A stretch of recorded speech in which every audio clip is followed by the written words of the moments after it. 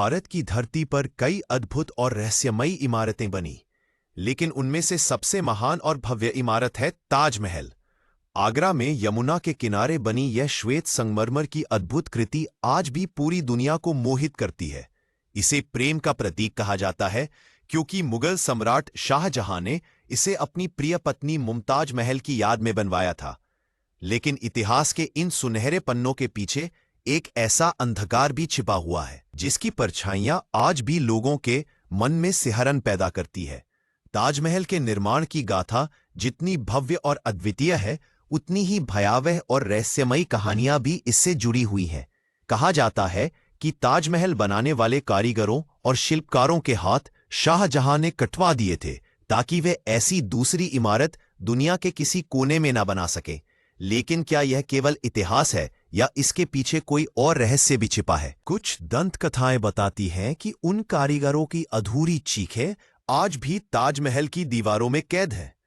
आधी रात को ताजमहल के गलियारों में चलते हुए कई लोगों ने अजीब अजीब परछायां देखी हैं, जैसे कोई अपने अधूरे दर्द को आज भी जिंदा रखने की कोशिश कर रहा हो। निर्माण की कहानी और रक्त से सना संगमरमर ताजमहल के निर्माण में हजारों मजदूर और सैकड़ों कलाकार लगे थे।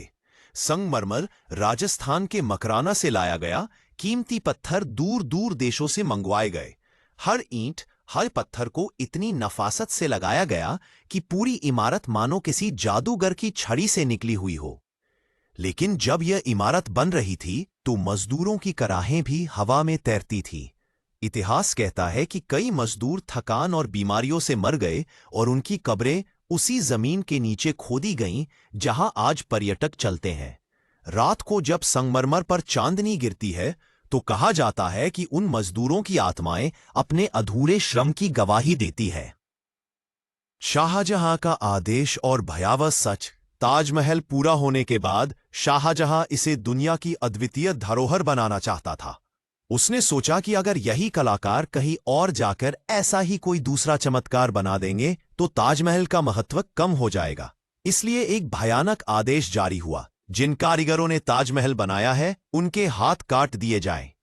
कहते हैं कि जब यह आदेश सुनाया गया तो पूरा आगरा सिहर उठा। कारीगरों ने दया की भीख मांगी, लेकिन किसी ने उनकी नहीं सुनी। रातों रात कई कारीगरों के हाथ काट दिए गए। उनकी चीखें यमुना के किनारे गूंजती रहीं। जिन हाथों ने प्रेम का प्रतीक गढ़ा, वही हाथ उनके अपने खून से रंगे गए। यही कारण है कि ताजमहल को देखने वाले कई लोग आज भी कहते हैं, यह इमारत प्रेम की नहीं बल्कि रक्त और पीड़ा की धरोहर है।